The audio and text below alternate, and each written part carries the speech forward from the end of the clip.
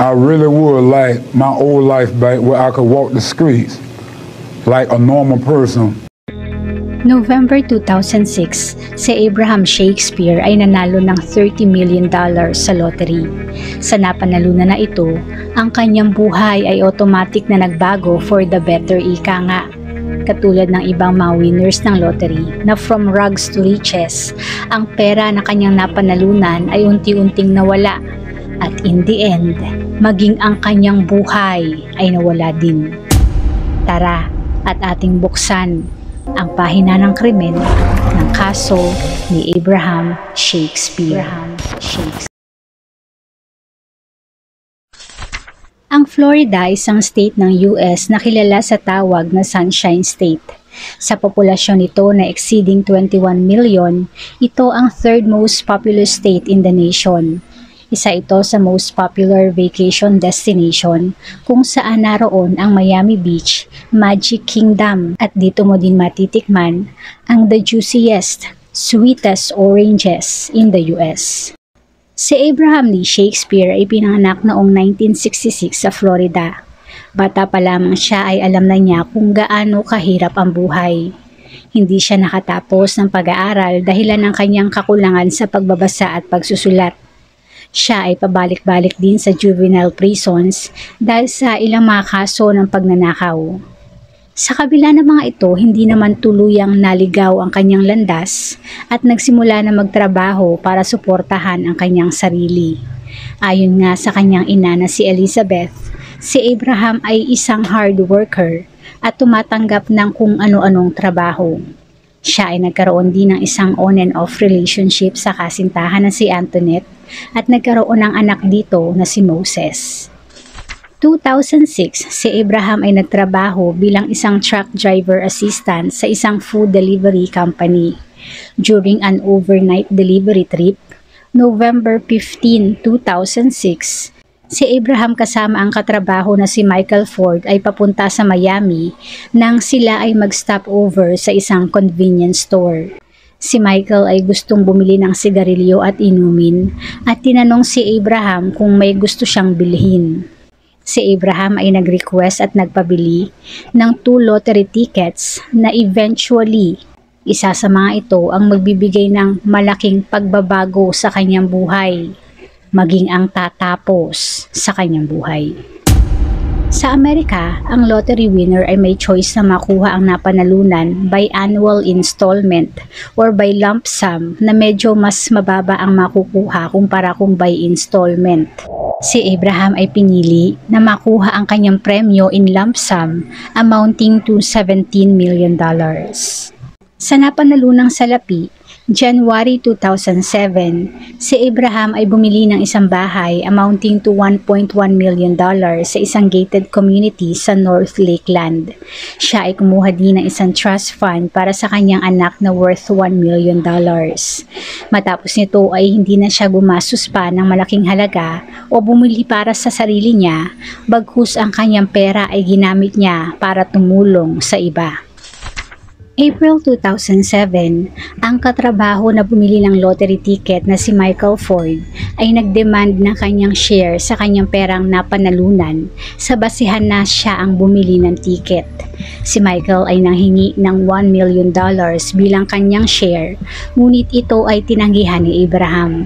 Dahil dito ang dalawa ay umabot sa korte kung saan si Michael ay sinabi na siya daw ang may-ari ng ticket at ninakaw lamang iyon ni Abraham sa kanyang wallet. Sa ginawang trial, ang istorya ni Michael ay hindi pinaniwalaan ng jury at October 2007, matapos ng isang oras na deliberasyon, ang ruling ay pumanig kay Abraham at si Michael ay walang nakuha ni 5 man. Dahil sa kanyang napanalunang pera, si Abraham ay naging isang local celebrity.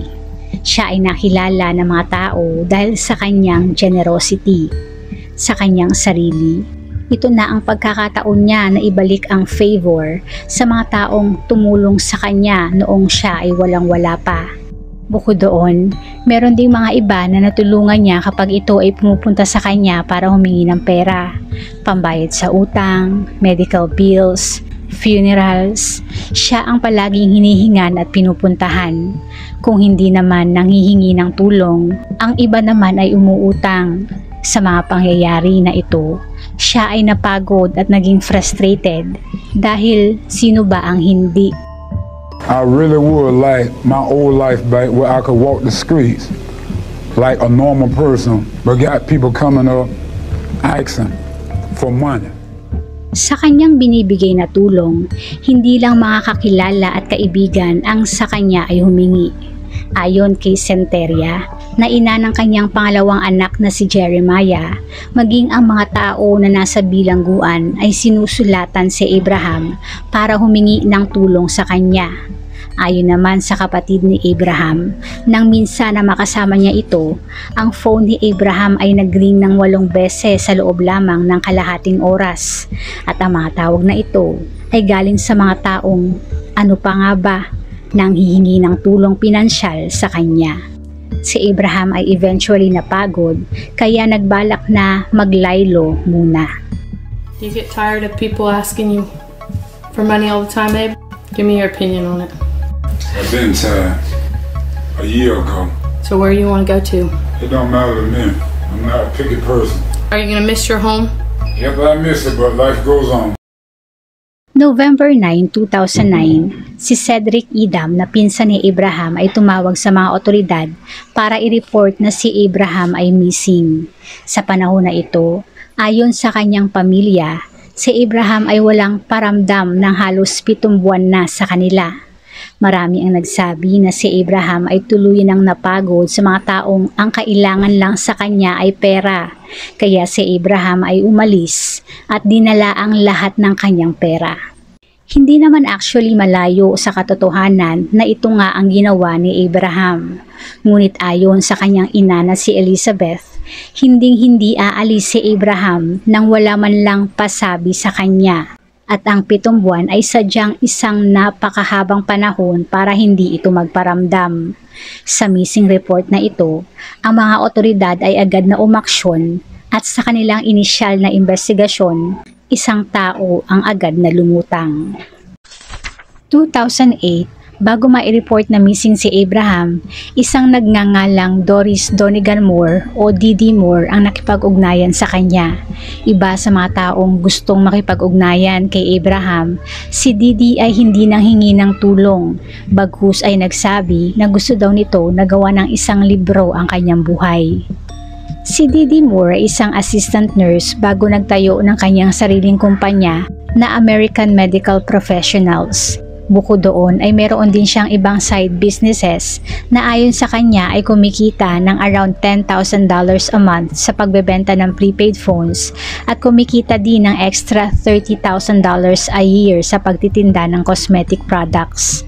Si Didi ay naging interesado na gawa ng libro tungkol sa rags to riches si Abraham at nakipag-ugnayan dito. Nang ma-meet niya si Abraham, sinabi niya na instead na libro, ang kanyang serbisyo bilang financial advisor ang kailangan ni Abraham. Sa ilang buwan lamang kasi na nagdaan ay ang laki na ng nabawas sa pera na napanalunan ni Abraham sa kabi-kabilang mga tulong na ibinigay niya. Kailangan niya ng isang tao na makakatulong pagdating sa pag-organize ng kanyang mga finances, kaya si Didi ay nag-offer ng kanyang service. Sa ilalim ng management ni Didi, si Abraham ay nagtayo ng kanyang kumpanya na Abraham Shakespeare LLC, kung saan si Didi ay may full control sa fund ng kumpanya. Soon enough, si Didi ay nag-withdraw ng $1 million na ipinambili niya ng ilang mamahaling sasakyan bago pumunta sa isang luxurious vacation. Ayon sa kanya, ang pera na yun ay binigay sa kanya ni Abraham bilang isang pasasalamat sa ibinigay na tulong niya. Sa mga sumunod na mga buwan, ang pera ni Abraham ay napunta kung saan-saan. Ilang daang libong dolyares ang sunod-sunod na nailabas at napunta sa ilang mga accounts. At isa na dito ay sa mismong kumpanya ni Didi. Isama mo na dyan ang ownership ng bahay ni Abraham, maging ang ownership niya sa kanyang business ay nawala din. At batay sa nakuhang records, ang ilan sa mga properties ni Abraham ay naibenta o not na-transfer naman sa American Medical Professionals, ang kumpanya ni Didi. At the end of February 2009, ang balance ng kumpanya ni Abraham ay lumagapak na sa around $44,000. Ito ang dahilan kung bakit si Didi sa pagkawala ni Abraham ay naging mainit sa kapulisan. It was at this convenience store that Abraham Shakespeare bought the lotto ticket that changed his life. But it's a life that officials now fear may have ended in foul play. November 12, 2009, ang mga otoridad ay nakipag-ugnayan kay Didi at si Didi naman ay nagpaunlak na magbigay ng impormasyon sa mga otoridad. Ang ginawang interview kay Didi ay nasundan pa ng November 24 at December 3 kung saan sa mga interview na ito, sinabi niya na si Abraham ay napagod sa mga taong nanghihingi ng tulong sa kanya kaya ginusto nito na umalis muna. 7 months ago, he has not had a word to anyone. He wants to be missing. Ayon pa sa kanya, siya ay lumipat at nakatira sa bahay ni Abraham dahil sa ito ay nabili niya mula dito sa halagang $655,000 na napakababa sa actual market price ng property. Ang ownership naman ng business ni Abraham ay nawala kay Abraham dahil hindi nito gustong magbayad ng government taxes at ang karamihan sa mga properties ni Abraham ay napunta sa kanyang business naman ay dahil ayaw magbayad ni Abraham ng child support. Ang isa pang malupit na sinabi niya, Wanted to pretend he was dying of AIDS so that he doesn't have to pay child support and people won't look for him if he's dying of AIDS. Sinabihan ng mga otoridad si Didi na tawagan si Abraham, ngunit sinabi ni Didi na hindi niya maaring i-reveal ang lokasyon nito. Sa mga nakuhang impormasyon kay Didi, ang kanyang mga isinagot ay suspicious. Si Didi ay ginawa nila ng background test at ang resulta ay mas lalong nagpalalim ng kanilang suspisyon. Si Didi ay convicted na of multiple crimes tulad ng insurance fraud, falsely reporting a crime at shoplifting. May isang pagkakataon na si Didi ay nag-take ng loan para bumili ng isang sasakyan kung saan hindi niya napanindigan na bayaran. Nang ang sasakyan ay malapit ng bawiin at para ito ay hindi makuha at makaiwas na magbayad ng monthly payments, siya ay nag-stage ng isang pangyayari. Itinago niya ang sasakyan sa garahe at nag-report sa pulis na siya ay kinidnap at pinagsamantalahan bago nakawi ng mga salarin ang sasakyan. Ayon sa mga otoridad, si Didi ay itinape ang kanyang sariling pulso at inihagis pa ang sarili out of a moving car para sa istorya niya na ito. Eventually siya ay umamin din sa gawa-gawa na ito kung saan siya ay nakareceive ng probation. Sa mga impormasyon na ito pa lamang ay sapat na para maghinala ang pulisya na si Didi ay talagang may kinalaman sa pagkawala ni Abraham. Si Abraham ay huling nakita sa Lakeland area ng Florida, April ng 2009. Sa mga araw na matapos nito, ang kanyang pamilya at kaibigan ay occasionally nakaka-receive ng text mula sa kanya.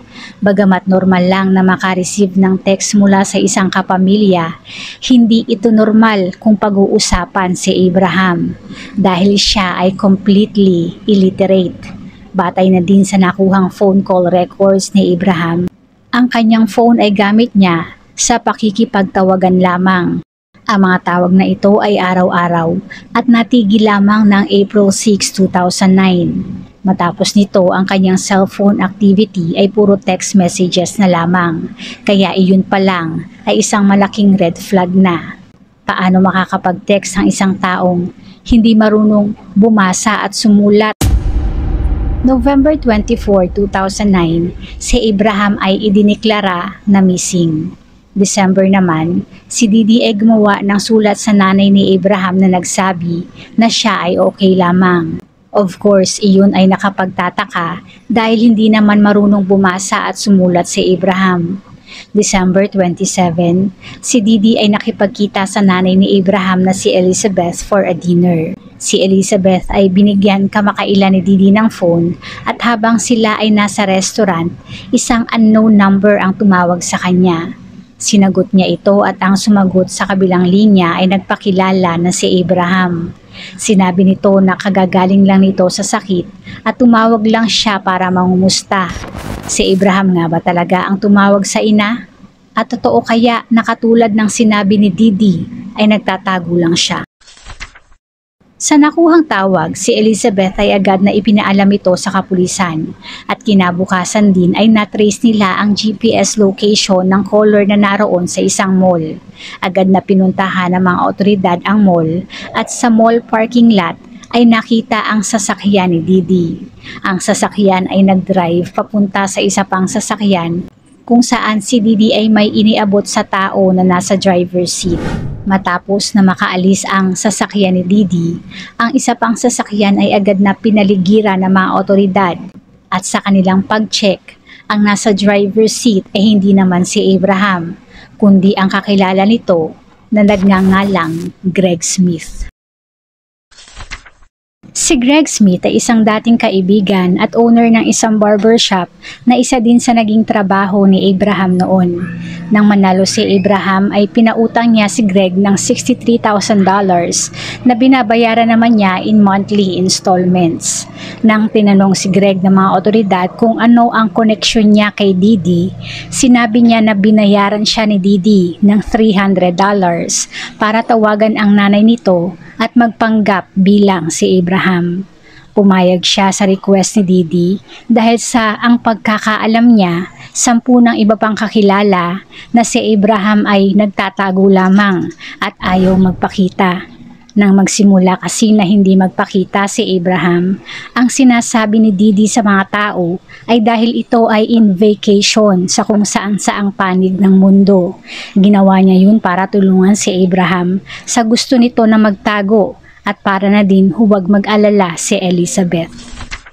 Ang mga otoridad ay sinabi kay Greg na maaaring hindi talaga nagtatago si Abraham at missing at si Didi ang kanilang pinagsususpetsahan sa pagkawala nito. Para tuluyang makita si Abraham, sinabi ng mga otoridad na kailangan nila ng isang tao na maaaring makakuha ng impormasyon galing kay Didi. At dahil si Greg ay nagamit at nabayaran na ni Didi, malaki ang chance na may masabi ito kay Greg. Sa usapin na ito, si Greg ay nagsabi na makikipagtulungan sa mga otoridad para makita si Abraham. Sa sumunod na pagkikita ni Didi at Greg, sinubukan ng mga otoridad na bigyan siya ng recorder sa katawan. Ngunit si Didi ay praning, kaya sinubukan nito na kapkapan si Greg. Hindi nag-work ang kanilang plano noon, kaya sa sumunod na pagkikita, naisipan ni Greg na maglagay ng recorder sa lata ng kanyang favorite drink. Inilagay niya ito sa center cup holder at sa kanyang paninigarilyo ay ginamit niya din ito bilang kanyang ashtray. Sa undercover setup na ito ay na-record ang kanilang konversasyon. I only been talking to you because I'm trying to find Abraham. Exactly. Well, hey, I'm all in, baby. I feel like if Abraham was okay, he would contact me by now because he transferred all that stuff into my name, and then he was supposed to leave and not come back for a while. Sa investigasyon sa pagkawala ni Abraham, agad na nakatunog ang mga media. Abraham went and had a life of drama, a very hard life of drama because of the money. The money was like a curse to him. And now it's become a curse to me. Sa mga investigasyon, si Didi ay nakaramdam na ng pressure na galing sa otoridad maging sa mga mediaman. Isang pangalan ang kanyang sinabi na ayon sa kanya ay may kinalaman sa pagkawala ni Abraham. I guarantee you, Ronald has killed him. I just know it because the man threatened to kill my son. I don't even know Ronald's last name. Si Ronald ay isa lamang pangalan na kanyang sinabi dahil sa nangyayaring investigasyon. Wala naman talagang Ronald at dahil sa sinabi niya na ito, ang mga otoridad ay sinubukan na gumawa muli ng undercover mission na tuluyang tatapos sa mga kasinungalingan ni Didi. January 21, 2010, isang undercover agent na si Officer Mike Smith ang ipinasok sa eksena. Si Didi ay naghahanap ng pwede niyang pagpasahan ng kasalanan o fall guy at si Officer Mike na nagpanggap na isang drug dealer na malapit nang pumasok sa bilangguan ang ipinakilala ni Greg sa kanya. This situation has gotten big. I'm in over my head. Oh, we can do this, but I'm gonna need a body. Why would you do that though for me? I'm going anyhow. I'm going anyhow. If you do this, you're gonna be a very popular person. You're gonna be a legend. Once I go in here and confess to this shit, they done with you. Cause they definitely gonna want the fucking body. Okay. Okay. Deal. Like I said, I know there's a body. I'll fix everything where he's at and everything. And then, what do you want? 50 grand. Okay. Base sa kanilang pag-uusap, dito na nakumpirma na patay na si Abraham. Ang kailangan nila ngayon ay ang makuha ang murder weapon at dito muli pumasok si Greg sa eksena. Kinumbinsin niya si Didi na kailangang ibigay ni Didi sa kanya ang murder weapon na magdidiin at magsisilbing ebidensya kapag umamin na si Officer Mike. January 25, 2010, ang baril ay ibinigay ni Didi kay Greg. Base sa nakuhang resibo, mismong si Didi ang bumili nito sa isang local gun shop at nag-practice pa na gamitin ito. Sa pagbigay ng murder weapon, ay nagawa din ni Greg na ituro ni Didi sa kanya ang lokasyon kung saan ibinaon ang katawan ni Abraham. Isinama siya ni Didi sa isang property nito at doon sa isang parte ng bakuran na may concrete ay itinuro niya kung nasaan si Abraham. Ang mga otoridad ay agad na pinuntahan at sinecure ang property. Matapos ng ginawang paghuhukay na parte ng concrete na itinuro ni Didi, si Abraham na missing for more than 9 months ay tuluyan ng natagpuan. February 2, 2010, si Didi ay tuluyan ng inaresto. Sa ginawang investigasyon, si Didi at Abraham ay nagkaroon ng pagtatalo tungkol sa pera at property ni Abraham dahilan ng pagpaslang. Lumabas din sa investigasyon na April 2009, ilang araw matapos huling makita si Abraham, tinawagan ni Didi ang kanyang ex-husband para maghukay sa kanyang yard. Ang kanyang dahilan ay kailangan niya ng pagsusunugan ng mga basura. Matapos maghukay at umalis ng kanyang ex-husband, si Didi naman ay inilagay na ang katawan ni Abraham at tinabunan ng lupa. Matapos nito, siya ay nag-hire naman ng isang kontraktor para tabunan ng concrete ang hukay. At ang kanyang dahilan naman ay kailangan niya ng solid concrete pad for parking. Ang video na ito ay inirecord mismo ni Didi bilang parte sa kanyang plano na kapag hindi na mahagilap si Abraham, ito ang patunay na gusto niya nang umalis. They don't take no for ounces, so and just let them keep on acting. Sa kabila ng mga ebidensya laban sa kanya, si Didi ay hindi pa din umamin at nang tanungin kung sino ang maaaring salarin. You were able to contact Ronald, and Ronald told you right where that body was at. Really? But you can't get a hold of Ronald, but you got a hold of Ronald then. Come on, it's over. I told him I had to meet him back later to make sure. Didi, there's no Ronald. Nang hindi maipilit si Ronald, isa na naman tao ang itinuro niya at sa pagkakataong ito, ang mismong anak na 14 years old ang itinuro niya. Sadyang walang katapusan ang kanyang kasinungalingan. Sa kanyang trial, si Didi ay pinanindigan pa din na wala siyang kasalanan. Ngunit sa kabi-kabilang ebidensya na meron laban sa kanya ay hindi na ito nalusutan. December 10, 2012, halos 3 taon matapos makita ang labi ni Abraham, si Didi ay found guilty at sentenced to life in prison without parole.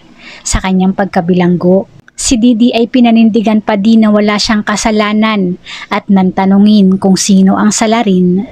Who do you believe murdered Abraham? and buried him in your backyard. Ronald. The defendant is guilty of first-degree murder.